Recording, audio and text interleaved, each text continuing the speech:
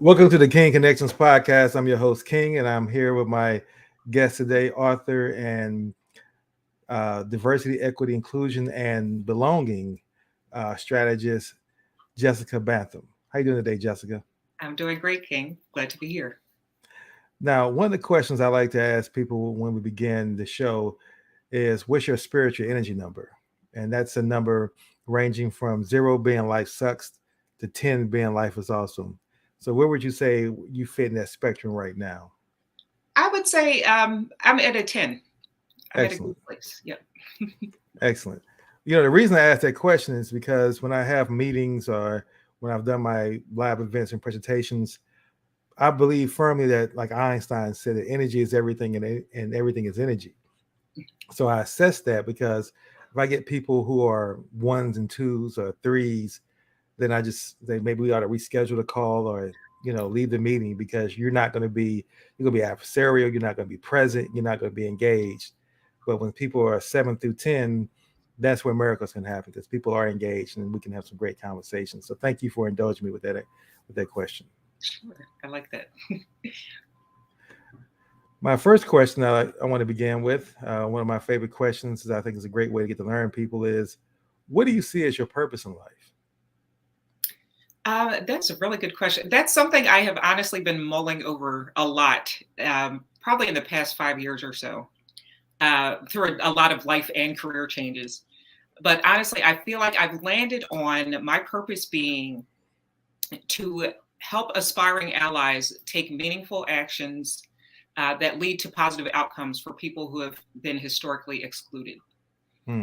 And I know that's a mouthful, but it's really, it was something that I consciously came to that through the work that I'm doing and through honestly just looking at who I am. And I think a lot of the skills and gifts that I have been blessed with. Um, and it's something, a purpose that I feel is from my heart. And it's been driving a lot of my recent work and will be carrying me through to the immediate and hopefully long-term future too. Well, I love that purpose. It's a purpose I definitely can relate with, and definitely something that I see that we have alignment in. Now, my next question, the term gets thrown around quite a bit about conscious leaders, right? And so I like to ask this question of people who I believe are conscious leaders. I like to ask them how they define it because you're actually doing the work, you're actually living the conscious lifestyle. So I'm curious to know, how would you define what a conscious leader is? Well, a few different characteristics come to mind to me for a conscious leader. One is humility. Mm. Um, I think that especially now, there's a different expectation of leaders. Before it used to be that they were kind of held on high and whatever the leader says goes. And um, there wasn't a lot of kind of interaction. Like it was just you take the leader, they take their word for it. They would kind of guide the ship without any input from others, or it was up to their discretion how much they wanted to engage with the people they were leading. But now I feel like the times and society and where we are demands different things of leaders. Um, and that requires leaders recognizing that they're people like everybody else. Yes, they do have certain responsibilities, they have different strengths, and a lot still is on their shoulders. But ultimately, what's important now is for leaders to connect, for them to be transparent and really relate to the people that they're leading and say, I'm a human just like you're a human. I see what you're experiencing. I hear what's important to you. And that matters to me as well. And also, I'm going to open myself up for feedback. If you feel that I'm not being present for you in a way that's valuable for you, I'm open to listening. I'm opening to learning from you as well.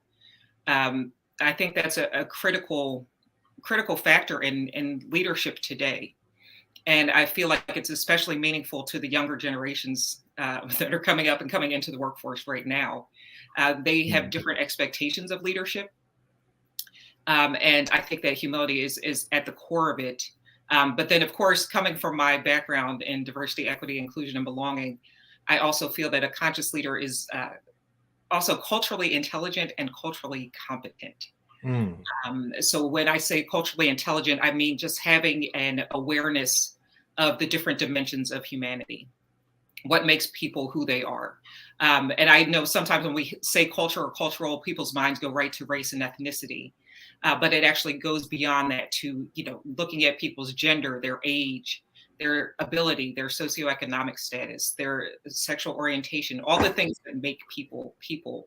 And it doesn't mean cultural intelligence doesn't mean that one person just understands all of that. They get every aspect of every dimension of humanity. It means that they open themselves to learn as much as they can, and they're naturally curious to learn as much as they can about people. And then the actual application of the cultural intelligence is what cultural competence is. That's about having that an understanding and an appreciation for difference, and showing up in a way that reflects that. Oh, I love that cultural intelligence. I like that. So thank you for sharing that. Now, all the things you've accomplished in your life and kind of where you are at this moment in your life, what would you say you're most grateful for? I'm most grateful for. I would say the honestly the people that I've been surrounded by throughout my life. And I don't take that lightly. I feel like there's a lot of we hear slang and everything going around, like matching energy. But I take that in a good way, and I feel that a lot of the people that I've been fortunate enough to connect with, of course, starting with my family and my friends, but also even expanding into different professional networks and different interests that I pursued. I have been constantly surrounded by people who had a similar approach to wanting to uplift, and who are genuinely just good, kind people. I don't know any better way to say it. But being surrounded by that energy helps me, especially to do the work I do every day, which is very emotional, can be very emotionally taxing, and takes a lot of effort to consistently come back to and keep stepping into the ring in a lot of different ways.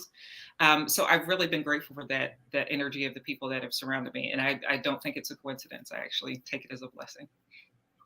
Absolutely. Absolutely. What are 3 behavior traits that you possess that you would use to describe yourself? I would say, um, I would say that I am adaptable, and I think that that's just in response to the different situations I've been placed in throughout my life, and the different challenges that I've come across, personally, professionally, and otherwise. But I feel like it's one of my greatest survival skills is being adaptable. I'm resilient, also due to a lot of the challenges I've faced throughout my life. But also I think that's attributed to my spiritual belief and my spiritual grounding as well. I feel that there is a capacity within me to keep going, and to keep doing the hard things. And I don't think that that's just naturally me. I think that that is definitely a blessing there too. And I think that, well, one of the traits that I've been told that I have that is, sometimes I guess depending on how you can take it, a gift or or a burden, is I'm very transparent and authentic.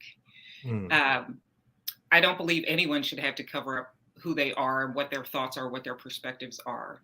And I've always been comfortable sharing mine, but also sharing them in a way that, sharing in the way that I want them to be received as well. It's not, I always say, you can either talk to get the words out, or you can talk to be, to have your message received. And I share to have my message in a way to have my message received. Excellent. Excellent. What was your purpose for becoming a diversity, equity, inclusion, and belonging strategist? Actually, there's a couple things that contributed to my decision to go down that path, but one was particularly my experience in design. I am also an interior design consultant in addition to doing diversity, equity, and inclusion belonging work. And when I was in those spaces, I was often one of very few people who looked like me. But it struck me, though, that designers design for everybody. So with so little representation in the room, it got me thinking, who is designing for me and on what basis? And with that in mind, how can there not be more diversity among the design profession? But then I looked, among the other spaces and industries that I was involved in as a management consultant, and it's the same thing there too.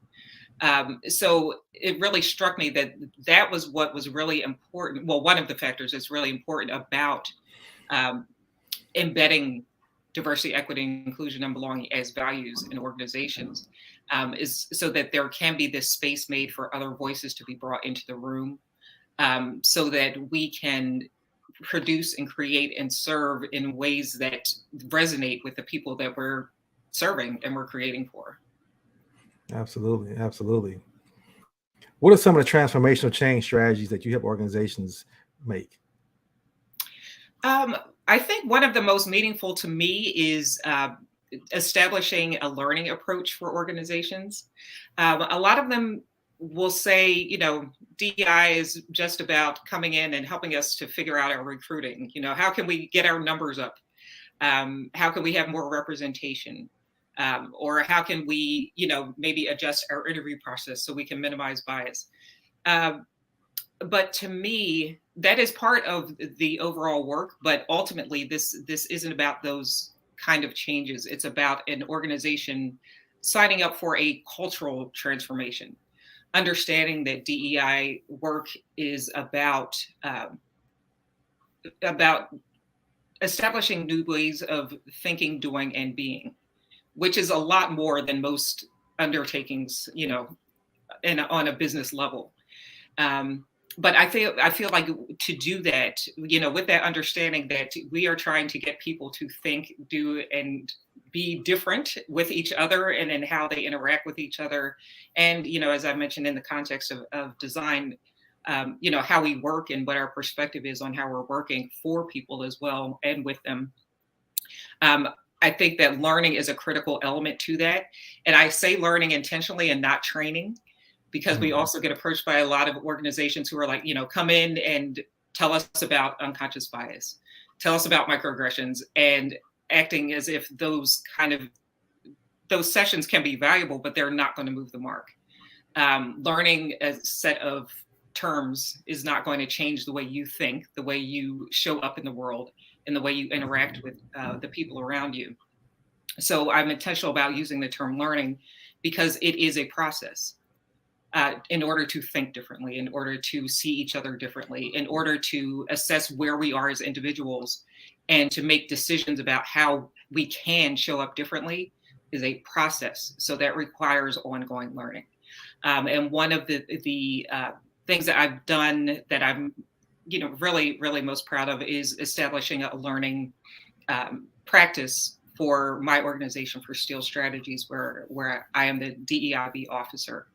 And we stepped into this in the summer of 2020, when a lot of organizations were starting to have open dialogues following the murder of George Floyd, having a lot of open dialogues about social justice, racial injustice. And I, in collaboration with our CEO, we had leadership conversations about making a true commitment to not just starting this open dialogue, but making it a continuing dialogue. So every month since July of 2020, we have had sessions on topics ranging from the use of pronouns to the 1619 podcast, which is something we all watched together, that we all listened to together and discussed, to different cultural cultural celebrations and observances, even up to white supremacy culture concepts. So I feel like in seeing the transformation in the ways that everyone has engaged over time, that has been really powerful to watch. And also to see that as we've gotten more comfortable having these conversations that we've never typically had, either at work or sometimes even outside of work, as we've gotten more comfortable engaging in those conversations, the dialogue comes up in other places. It comes up in the context of how we're working with our clients. decisions that we're making as a business. So I think that ongoing learning is really, really impactful. And it's, I've seen everyone actually kind of become even more curious as we've delved deeper into some of these topics. Okay. Now, let's kind of shift focus and talk about you're an author as well. So I'm curious to know what inspired you to become an author? Actually, it's an interesting turn of events. I was considering, well, let me take a step back. I've been engaged with the interior design program where I got my degree. I've remained engaged, supporting them in terms of being a guest lecturer, being a juror for studios and things like that. And I always like toyed with the idea of potentially teaching. But I specifically wanted to teach about this kind of intersection of DEI and design, because it's not talked about typically in design education. This factoring in of identity in the design process and ensuring that what we are creating as designers actually reflects and resonates with the people that we're creating for. But I pivoted from teaching to wanting to write a book and just get the book out into the world, with the idea of possibly even teaching from my book in the future. But I have also consistently been writing over the years, and especially, once again, going back to the summer of 2020, which I know was a huge turning point for a lot of people personally. I started a blog called Start Where You Are, where I had a weekly challenge with like something anybody could do to create meaningful outcomes for people who've been historically excluded. And I just wanted to shift from that kind of platform, a blog, to a book. So that's where I started really getting into, what can people do to bring out positive outcomes for historically excluded people in design. So the book actually talks about, the book's called Design for Identity, How to Design Authentically for a Diverse World. And it includes a process that is actually kind of another layer added on to the existing design process that introduces the topic of identity from the first step. So when we first start working with a client, when we first start engaging with customers, we start asking, what about your identity would you like to see represented in the final product? And then the book talks about the, different ways that we have that conversation throughout the design process. We go back, we iterate, we validate, and make sure that there is constant engagement so that the ultimate end user's voice is reflected in what we create with them. Okay, excellent. Interesting book. Definitely want to put a link in for folks. Is the book available on Amazon? Or it's actually going to be available in the spring, but there is a page where you can sign up for pre-orders. Excellent. Now, I'm curious to know, as conscious leaders and as people who are actually implementing, living their legacy, living with a higher purpose, we can't do this work alone. It takes more people to do this type of activity. And with that being said, what are your thoughts about co-creating with others to help achieve your higher purpose in life? Yeah, honestly, I think that's the only way any meaningful change can happen, is to co-create with others. And that's honestly one of the reasons I wanted to write the book too, because I wanted to get this message out, as far and wide as I could, because I feel like this conversation is happening in other places. I know there are other conscious leaders in design. I know there are other conscious leaders, maybe even in other industries, who could still, these concepts could still resonate with them, and they could stop and think, wow, how can I factor identity into what I do as a consultant, into what I do as a doctor, into what I do, as a counselor. There's just that kind of commonality and that need to pay attention to identity and to engage in that way with whoever we serve in whatever capacity. So I think that there is power in conscious leaders connecting. I really feel like that's the only way like change can happen on a grander scale. And that's actually something I talk about. One of the chapters in the book is called Design as Activism. And it gets into different ways that these concepts can be just magnified if there's enough support behind it, and enough work, collective work, to move all of this forward. Absolutely. Absolutely. I concur completely. Now, another personal question about you. What do you do in life that brings you fulfillment? What do I do in life that brings me fulfillment? Honestly, I think that I get a lot of fulfillment from my immediate circle, from being around friends and family, from engaging with them, from supporting them however I can, and just being around them. I'm very fortunate to have a supportive system in my life. And I get energized from them, and I get energized from showing up for them the way they show up for me as well. Excellent. Excellent. Now, on a given day, we all probably make 200 or more decisions. And in a given lifestyle, we make over 1,000,000 decisions. But is there one decision that you've made in your life that has been the most impactful and most meaningful that you can think about? You know, I was reminded of a quote recently that said that belief is a choice you make over and over again. And I think that my personal religious beliefs, my beliefs as a Christian, my belief to keep showing up as a Christian, to grow as a Christian, to live and represent Christian principles. That's a decision I make all the time that I am most proud of and I feel most driven by. Okay, excellent. Now, for me in my business, I'm a connector. I help conscious leaders to build strategic alliances and strategic relationships. And in doing so, I'm very methodical and I'm very intentional about how I build relationships with individuals. And I look for certain key characteristics that I've defined, actually 8 that I've come up with that a person not to have all 8, but they must have at least 2 that are deal breakers if they don't have those. So I'm curious to know, do you have in your business and making connections and adding people to your network and your circle, are there certain characteristics you look for before you make a connection with somebody? That's a great question. Actually, and I'm going to take inspiration from you and spend some time to actually write a list, actually, when we're done this call. But I would say one that comes to mind is definitely authenticity. I don't like people who lead with a representative, whether that's good or bad. Right. I like a genuine. That's the only real way I can connect, is if I know somebody is being genuine, and I know this is me all day. You know, what you see is what you get.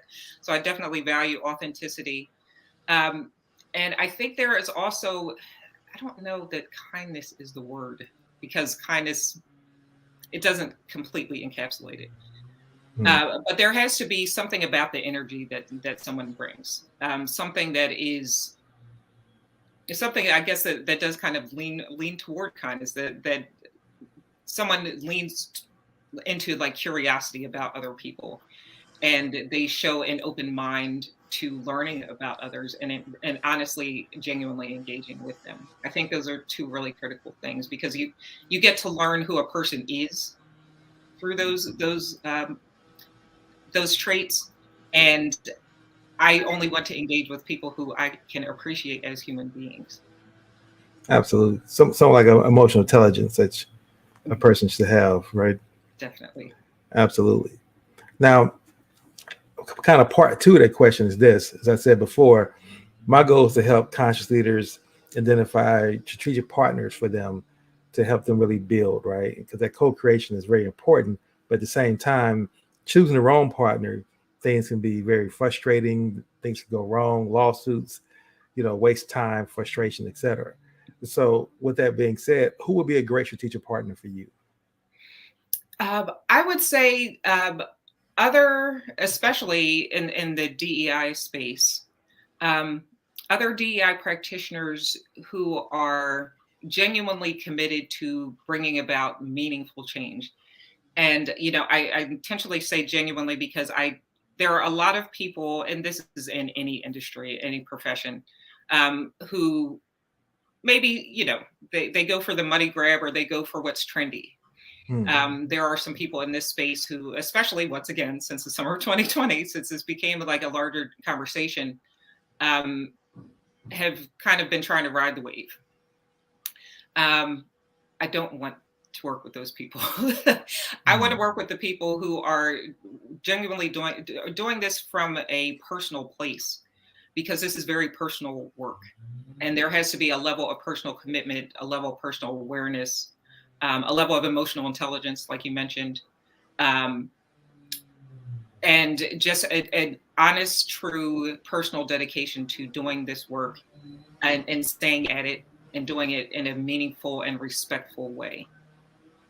So those are the type of people that I would like to do this work with, and people who want to broaden the dialogue. There's a lot of common concepts that come up in the context of DEI, and I think that um, there's power in us making it more accessible and getting beyond maybe just a list of glossary, like the DEI glossary, and really engaging with people about, like, how do you feel having these conversations? um, what, how do you want to feel differently about the conversations that we have about difference? What kind of opportunities do you want to engage with people who are different from you, and how can we make those happen? To really bring it down to, like, in a day-to-day basis, how you show up, how you really interact with people, how can we do something different to create an environment where people can, we say, show up as their true authentic selves, Hmm. um, and to be who they are without the burden of having to cover and having to assimilate. Okay. So yeah. Excellent. Excellent. Now, in the two times that we've had a chance to kind of interact, as well as doing my research from you, I've learned that you've come across very energetic. You come across very, I would say, happy in the context that you seem pleased, you seem eager to the conversation, and you seem very positive centered. And I'm curious to know, are there any kind of morning rituals that you go through to kind of put yourself in that state? You even said today you were at 10, that you would Yes. like to share, that you go through, that others can learn from? Yes, there is definitely a process. I will definitely. It's interesting. I was just actually telling someone about this yesterday, an event I was at.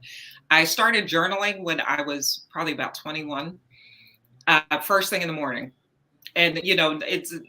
I can't say that they've all necessarily been like the most, earth-shattering kind of journal entries, but first thing in the morning, I just like to do a brain dump, whatever is on my mind, just get clear, really kind of focus in on where I want to be, the mental space I want to be in for the day, just get out a few pages.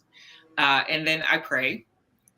Um, and, I like to start my day with gratitude.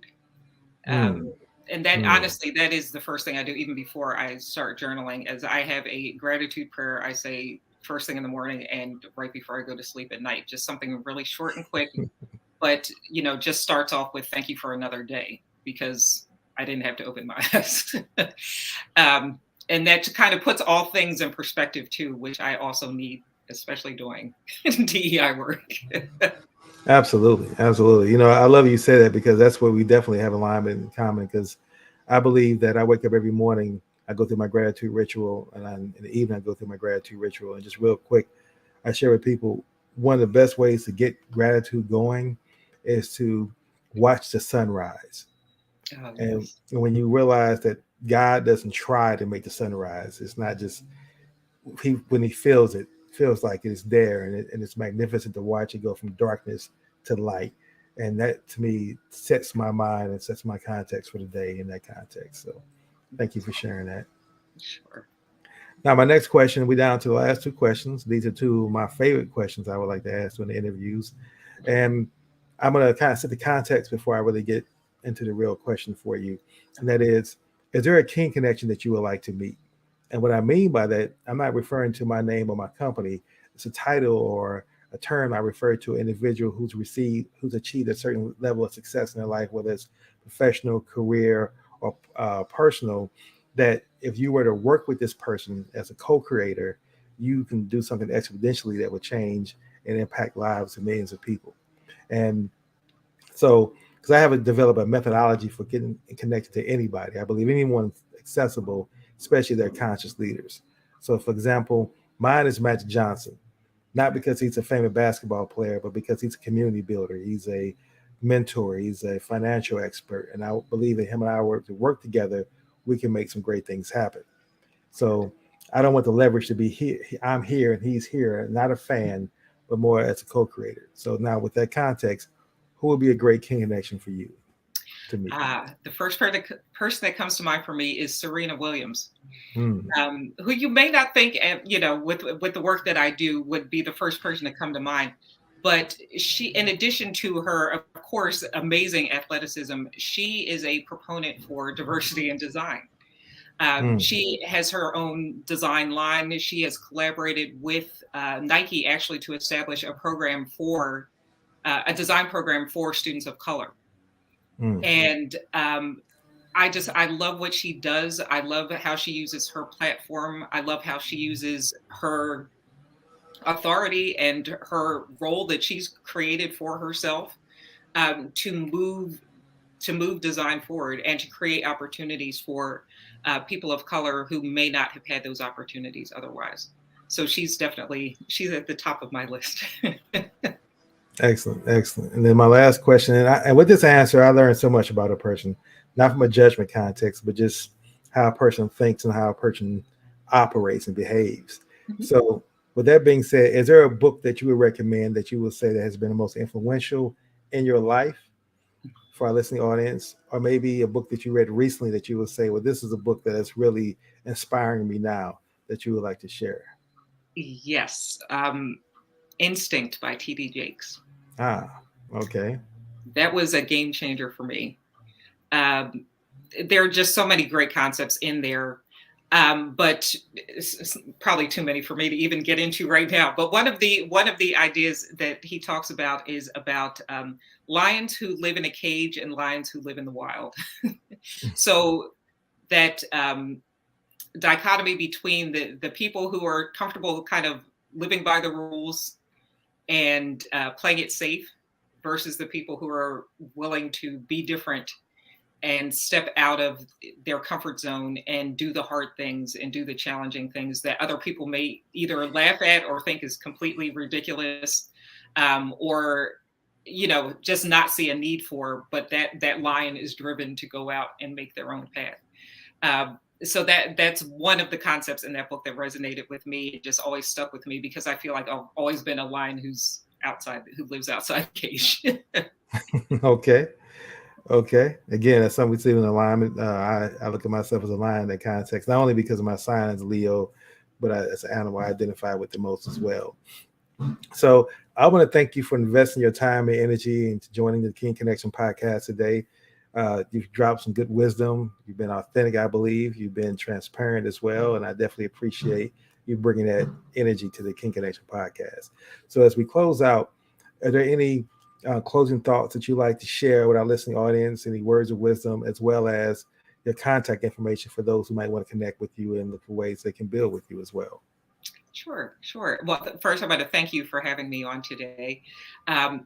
I think just in general, I'd encourage everybody to step outside the cage. Since we got to that point talking about the instinct and that concept of living outside of your comfort zone, just encourage everybody to follow your purpose, to follow your heart, and to not be afraid of the naysayers, because more than likely the naysayers are just kind of jealous that you're doing something that they're too scared to do. And my contact information, you can contact me through my website, jessicabantom.com. There's also a page there that has information about my book, where you can just sign up if you'd like to receive updates about that. And I'm also on LinkedIn, Instagram, and Twitter. On Instagram and Twitter, it's at Jessica Bantom. So I'm easy to find everywhere. Well, again, Jessica, thank you very much for your energy, for being a 10, and for being present during our conversation. I wish you a blessed and productive remaining part of your day. And for our listening audience who listened to this episode of King Connections, until next time, I wish everyone a blessed and productive day as well. Thank you.